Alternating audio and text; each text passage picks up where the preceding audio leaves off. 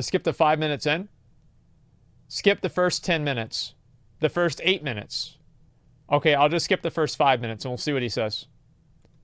Let me just start off, actually. Hey everyone, and welcome back. Well, this was looking like a really sleepy week with not much going on, but then Blizzard announced what they were going to do with WoW Classic, and then they talked about Azerite, so, you know, both two chilled out topics. Plus, we also have some other fun things. As an example, Xal'atath's pretty much back. Now, if you've been around for when I first talked about Xal'atath, RuneScape, I doubt Classic WoW is going to be bigger than WoW, because Classic WoW okay, here we go. Philosophy in a different design. That would be super interesting. What if you take Classic WoW and you slowly, after all of the existing roster of content is done, what if you then start to add more content? Maybe they would just hop into TBC and keep on going from there, or maybe they would just take WoW off on a different fork. And you know what? If it's successful enough, something like that could work. Now, I'm not saying that, it's going to be, well, say an example like where old school RuneScape is bigger than main RuneScape. I doubt Classic WoW is going to be bigger than WoW, because Classic WoW is not a sandbox in the way that old school RuneScape was, which means that it is a lot more infinitely replayable, I would say. But I haven't played old school RuneScape, so I don't even know if that's true. Deal with this. I'd almost say that it's almost completely certain it will be a success. It's really just a matter of if they are able to capture that lightning in a bottle, what do they do with it? And really, if I was to capture, I think the one thing that has people excited about World of Warcraft, I'm going to use an analogy, I'm going to use an example from a book, which is Principles by Ray Dalio, and a lot of his point is that the things that matter are meaningful work and meaningful relationships. And when you look into Classic WoW, is big. Really those two things are kind of pillars. Yes. Meaningful relationships in the that sense is of what community matters. that forms, and meaningful work in the sense of the rewards being meaningful but slow-paced. And I think those things come together in a way that is quite different to the modern game, and I think that is what players are really excited about. And yeah, hey, if that ends up being a different dev fork of WoW, well, damn, sign me up. It would certainly be an interesting landscape to find ourselves in. The social Next up, I just want to mention Xal'atath and the lore, because something really exciting has been data mined. There's a new version of Xal'atath for patch 8.1. Now, I'm not going to spoilers here, but suffice to say, this is the quest item. It seems like this is going to just go in really, really interesting places. Now, then, when you look at what I talked about last week with Death, and some of the more recently data mined Death stuff, and then, of course, just the main plot line, well, the story of Warcraft is getting more and more interesting than ever. I just kind of wanted to make this point. So, it's really interesting because, it's no secret that I am falling out of love with some of the end-game systems. What but the the fuck? opposite is happening with elements of the world and the story, and it's kind of crazy. Like, is that in recently, Vashir? I spent 5 hours going through the works of H.P. Lovecraft, comparing them with various quotes, drawing parallels. I don't remember that at all. And that was just for the fun of it. So, I suppose I'm bringing all of this up because I'm finding it interesting how WoW is developing and how my interests are changing. And going back to Xal'atath, she's just another really cool thing to throw into the puzzle box of what they're doing. She's a wild card. It's like she can change so much of what we know about N'Zoth and the Void, especially because of the power of Sargeras' corruption. And that's just really cool and exciting when you go through 8.1, even though I see all these systems and my initial thought is, yeah, that's all cool, I'll do them a few times, but I don't really care because it's not foundational. There's all this lore that I'm then kind of excited about. So it's kind of odd, I suppose. In many ways, WoW for me is like this thing that I'm continuing to be super interested in the world, and then as for the content, well, maybe I'm doing 2v2s, learning how to fist weave, which is what I'm doing now. But other than that, maybe it is just a thing where I kind of hop in intensely for a month or two at a time, and just in the in-between periods, kind of just go into low power mode and, chill out and do what I want, but don't really get too, too fussed about it. So I guess it's just interesting how WoW is developing and how, the broader interest in World of Warcraft is kind of the thing that's really carrying a lot of it for me now. Okay, next up, it is time for the big topic. We just finished topics that are really exciting and pretty positive. Now we're diving headfirst into the murky waters because it is time to talk about Azerite gear. Now, I've just reread what I actually wrote for this. Everybody hates this shit, dude. I've got to say straight up. Everybody hates Azerite gear. It's so fucking funny, man. Here. Just know I don't know that why. I think it's just they are hilarious. unaware of how they sound, I love their game, and it is my genuine intention to help them learn and gain perspective on how they are being perceived.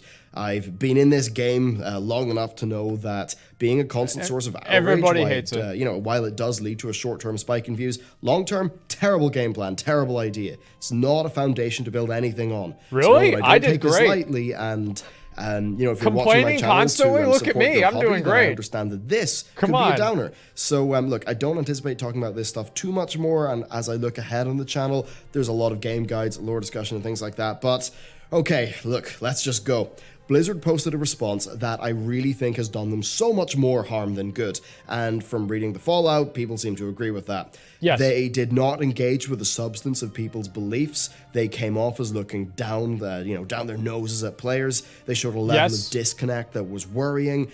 There's often talk of them being in a bit of a bubble over there and not getting things. Yes. And I think that means that sometimes they just get surprised by things all the time, when to us in the community, it just seems completely obvious. That's because they're not and part of the I suppose if I was to say one thing with Blizzard, they're it would not be part of this. the community. No plan survives contact with the enemy. Blizzard try to make these really rigid systems that tightly direct and manage the player experience. You can't sit down, work out a grand perfect system that manages individuals and what they will do, implement it, and then expect it to work. It never works. And frankly, what it does end up doing, when it works, you just have mobile games which are unethical manipulation of human psychology. It's not good. And when I say, your plan doesn't survive contact with the enemy, sometimes it begins to feel like players are the enemy. That's fucking right. And it just doesn't feel good. Wait a second. With that, I think we need to get into the post. What did he just... I want to replay this real quick. Listen to what he just said. Good. And when I say, your plan doesn't survive contact with the enemy, sometimes it begins to feel like players are the enemy. And... You hear that? The enemy, sometimes it begins to feel like players are the enemy. And there it is. It just doesn't feel good. But with that, I think we need to get into the post. So Blizzard were responding to a large thread that did a fantastic job of summarizing common complaints with Azerite. Now, it did have a bit of a hyperbolic title. Let's be real, I can't say anything about that. But okay, first, I think that lore really poisoned the well with a comment that felt very nasty and dismissive, so I'm really going to take him to task on it. He said, seriously, I can't be the only one who remembers farming level 30 dungeons for AQ40 resistance gear. Look, that's just not at all honest. As Preach covered in his recent video, that was a niche case that impacted a tiny number of people and also was a small aspect of a single raid's progression. Yeah, it was silly. But to say that that's even in the same ballpark as an expansion-wide system that impacts the entire player base is absurd. Opening in this manner makes you look defensive. It makes you look petty. It makes you look emotionally reactive. Moved out with that ball. It is so clearly silly that the fact you're attempting to bring it up in this manner makes it look like you are looking down on us. Now look, I really don't think that's the case, but I'm saying this because that's how people reacted. He's going in. And I think that reaction was genuinely surprising to Blizzard. Oh, shit. Look, while movies may tell you that pithy quips are a good idea, they're not helpful when adults have to come together to talk about substantive issues. They dilute the conversation, they sidetrack us, and in cases like this, they hurt your own mission. Okay, so after that bizarre comment, they went on to say that trait targeting isn't really the problem, and that the main problem is that traits are not really balanced. Respect and game, that is the reason why people, they don't like not being able to target things. No, I'm afraid not. People actually do like being able to target things regardless of numbers. It's almost as if setting a goal for yourself and then working towards that goal is an important part of playing the game. What? And wanting to go and earn, say, a specific I thought I was playing a slot loot, machine. that is at the heart of the fantasy that this game used to be trying to realize. Next, we saw Blizzard say that the OP's claim that traits are useless and uninteresting is at odds with them saying that every gear change requires simming, saying that if the latter was the goal, then it would be best to make the traits all be very simple. Well, this is a very simplistic read of the situation, as it's conflating separate criticisms in a nonsensical way in order to discredit both of them. Being frustrated over having to sim all the time is because it's often not clear if a trait is better, because the traits themselves are very uninspired and boring. They're just random free damage. Well, if a trait really fun. Like, what do you mean? Good and clearly good, say an AoE, like as an example, Fists of Fury lasts a second longer, then you wouldn't have to sim in order to know. You go for that in an AoE fight. Uninspired random damage, now, it's great. that is an example of a trait that is more interesting and doesn't require simming. So Blizzard, it's not hard, and what you did is just a prime example of not engaging with the substance of people's criticisms. Things like this are exactly the communication sort of blunders that you get memed on. Now that said, well, look, if you're in the position of personally knowing that this system is just a wash, but you know you've got to stick with it for an expansion, can you really say something real as a company rep just a month into the X-Pack? Probably not, and this leads us to the next point where Blizzard agreed that having to refarm traits doesn't feel good.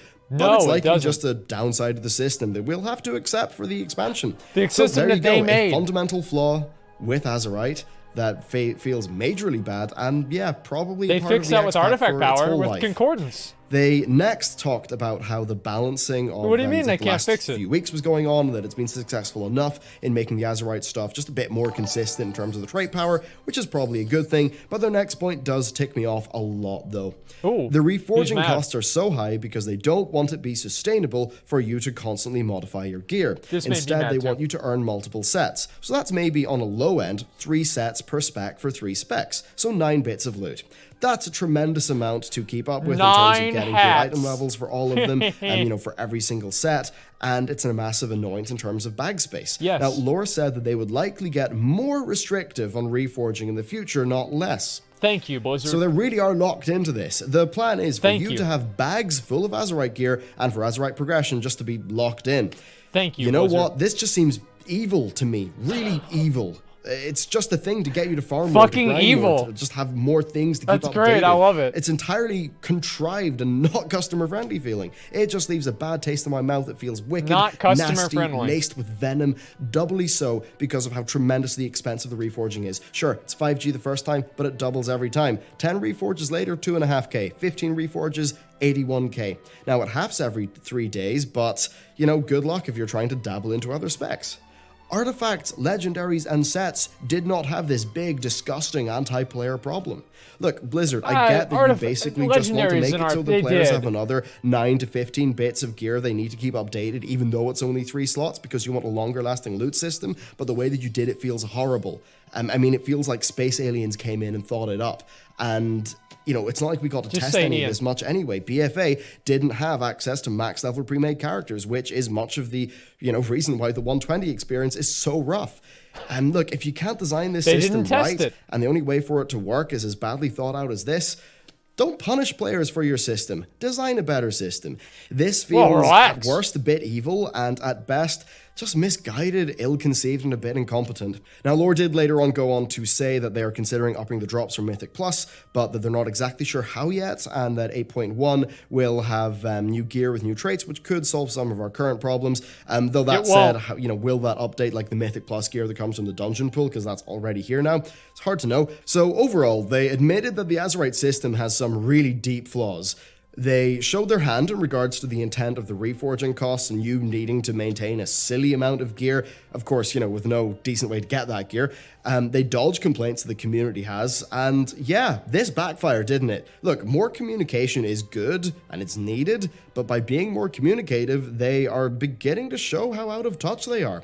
Personally, I think the Battle for Azeroth needs a major patch that, in the style of Destiny 2 or No Man's Sky, aims to massively improve core systems. I think that the Nazjatar raid should entirely remove Azerite gear from the game. Instead, it should move that all the traits onto the neck piece. Traits could be unlocked by doing various bits of content, just like the Azerite gear.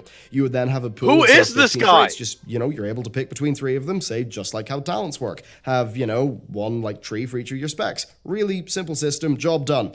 Oh, guess what? That's basically like glyphs that they added in Wrath of the Lich King. Perhaps then, put sets back, and we could be in a really good place with loot. It would technically be less gated than the Azerite gear progression, but look, I don't think Azerite gear is keeping people logging into the game. I think someone at Blizzard needs to take ownership of this fiasco. They need to have the public bravery to admit that they were wrong with this system, and perhaps announce an overhaul similar to what I described. Blizzard, if you can pull that off, you'll do a lot of good for the long-term health of BFA, and you'll also look really good in the process, like you've been listening. Yes. Look, just please don't sunk cost fallacy yourselves into this one. Okay, well, that was fun. Maybe I've had a few lem sips too many, but I kind of did just, snort up and go at them with a scalpel. But look, I'm happy to take a hit, even if it means that, just in the goal of getting these ideas out there and trying to explain the source of the frustrations that are hurting the game. I think the Blizzard, honestly, they need help understanding with how players are engaging their game. And yes, whether, they don't understand. They want it or not. It's a decently large megaphone that I can point in their face and say, hey, guys, this is a lot of the problems people have with your game. I really don't think you understand them. Because, unfortunately, most of the time the Blizzard opens their mouth in regards to things like Azerite, they show they don't get it. They show they're not really getting the core of the problem. Like, they're kind of getting some of the surface level stuff, and that's shown in their talk about balancing. But when you go deeper to the things that really matter, the things that drive the game, the beating heart of World of Warcraft, and how they've been changing that, I think they either don't get it or they're not willing to admit that they're wrong in some regards. It's fundamentally what I would say is, up. Look at Destiny 2. People started to embrace them again once they decided to fix their game a bit. Look at No Man's Sky. Tremendously disastrous launch, but they worked in their game. They did a big free patch, and the internet loved them Final because Fantasy they put the work in, did the same thing, but they were also realistic and, acknowledging that things weren't good at the start. I think Blizzard really needs to do something like that. They can't just ignore the problem and let it fester. I was doing YouTube throughout Warlords of Draenor, and I didn't always conduct myself that well during that period of time. But the one thing about Warlords of Draenor that kind of hurt is that for a lot of it, they were kind of silent on things. They kind of pretended a lot of problems didn't exist, and that really hurt them with the community. I think they just need to take a different approach, and hopefully someone at Blizzard who's sort of seen what I'm getting at there and maybe feel some of my exasperation, because I just, whenever they talk, I just feel myself face-palming because they just don't get it. It's kind of crazy. So yeah, there you go. Really That's is. what's up with the Azerite gear. Thankfully, though, much like with how, say with Legion, I just decided I didn't care about legendaries and they weren't much of an issue for me in the game. Yeah, but you didn't raid. I just don't care about Azerite stuff. That's okay. I have the option to do that because I'm just doing casual 2v2s, which is a project that's been going great. And the next step of that for me is learning fist weaving. So I'm probably going to head over to Peaks of Serenity soon. See, we had been doing Holy and Windwalker, which was pretty good, and there were some really fun times, like this one time where a rogue ran away, that's what they do every time. But one of my Storm Earth and Fires followed the rogue and killed him, which was really funny. Fuck rogues. But I've been loving the PvP side of the game because it's so evergreen, right? It's like every time you go in, it feels different, and that's honestly that and the lore of the game. They're the two things that have really been just keeping me sort of tied to World of Warcraft and engaged and passionate about playing it. But, if I say watch Preach's videos and I get the perspective of a Mythic Raider or, some of the people in my game dev team and their friends who are sort of heroic to, dabbling in Mythic Raiders, from them, all the sounds that I hear are like, we love the bosses of World of Warcraft. We love the experience of going into a raid. But all these things surrounding it, we don't like, and it's not fun. I was just at EGX, for our game, and because I tweeted out that I was there, I'd say like every 20 minutes, someone would come up to me and talk about the channel and the game. And what was great about EGX is I was, able to spend a few minutes with everyone, assuming they didn't have to run off or whatever. And almost everyone was, actually literally everyone, over 4 days of being at EGX, who's talking about that, didn't, and that was most of them, they were not in a good place with the game, and I think they were mostly raiders, so that kind of makes sense. So it's kind of weird, I suppose, if I think purely about my own experience, I'm having a really good time because I'm not really feeling the downsides of all these. But when I try to put myself in the shoes of all the people who I talk to, that's kind of how I feel too. And listen to their opinions and what they're saying, and think back to when I was really into raiding, especially like my favorite raid tier ever is Throne of Thunder, Lei Shen, just best fight ever. Maybe there's been a better one since, but that fight's got a special place for me. But when I talk to all these people, I just get concerned, right? And I really, really want World of Warcraft to do well and be sustainable into the future. And it gets really sad. It gets really sad.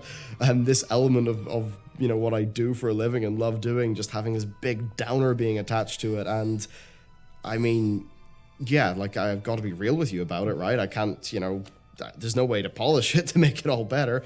Now that said, you know, as I alluded to earlier on, there's lots of lore coming up. I've got like 4 lore videos planned out, and that's something I'm really passionate about, and that's a fun, positive topic that's just a good, like a big positive for everyone. So I'm really happy about that. And when 8.1 comes out, there'll be guides to do. I'll be back to my bread and butter. That will all be good. Hopefully 8.1 is going to bring a new bunch of traits that are really good. And hopefully we'll start to see some, you know, things be tweaked or changed or whatever.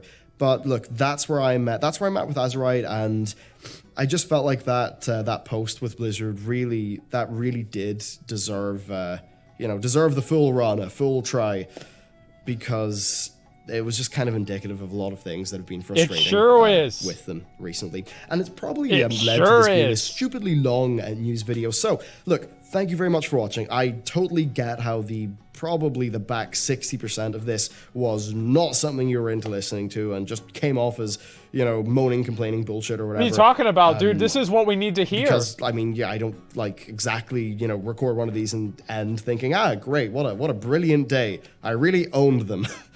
That's not fun, right? No one finds that fun. Yeah, we do. I don't know. Look, just let me know what you think down in the description or the comments side. I'd love to hear what you've got to say about Azerite, about the communication, about that post. And also, if you want more discussion in that, Preach released a 30-minute video, and then previous to that, he's had 2 videos which cover all that pretty well. So yeah, you can do that. Anyway, thank you very much for watching and bearing with me. A lot of cool stuff coming on the channel pretty soon, and I will see you next time.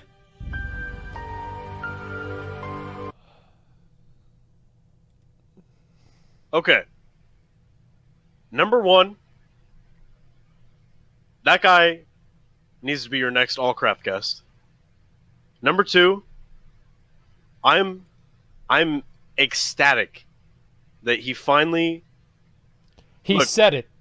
He found his balls, and he took them, and he looked at Blizzard and he goes, "Hey, right here, suck these right here." He nailed it, dude. I'm so glad to see these creators just hammering Blizzard. All these people coming out of the woodwork, except for, couple making some videos, obviously like to Blizzard a little bit too much, but hey, that's what it is. But I'm so glad that finally people are speaking out. You know what I mean? It's good. I like it. He gained a lot of respect for me for that. He's always been like this. Like I've done like 2 or 3 videos with Bellular before. Like nah. No, when I watch his videos, nah, dude. Well, he just doesn't focus. He's not like the same way that we are. But what I mean is like he's actually like he has that mindset. It's like at the end of the day, like this guy, like he is on the same page that we are, right? He feels the same way that we do, even though he's not like a super like high-end mythic raider or anything like that. He still knows what the fuck is going on, right? He still sees what this is. Yeah, guys, so I'm gonna go ahead and link this video. Everybody go ahead and go give this video a like, okay? Go give it a like. It's only got 3,000 likes right now. Go give it a fucking like. And I completely fucking agree with what he's saying. I do. And what he was really saying, and what I think the main thing that's interesting about what he was saying here, is that Blizzard talking is actually revealing how out of touch they are. Mm-hmm. And whenever they start talking about these things like Azerite gear and what their philosophy is, people just keep getting more and more angry because they're realizing that these different features are even more player unfriendly than they originally thought. And also they could chalk it up to just Blizzard being incompetent. But whenever Blizzard literally just fucking sits there and they says, no, we want to make the reforging cost be even more because we want you to wear, have 8 different helmets in your bag for every single different situation. And if you actually do that, you're just obsessively simming. So what's the point? They're just so fundamentally out of touch. It's absolutely terrible. And I don't even know what to do. Right, I legitimately don't even know what to do except for just making more of these videos. I don't get it, man. I legitimately do not fucking get it.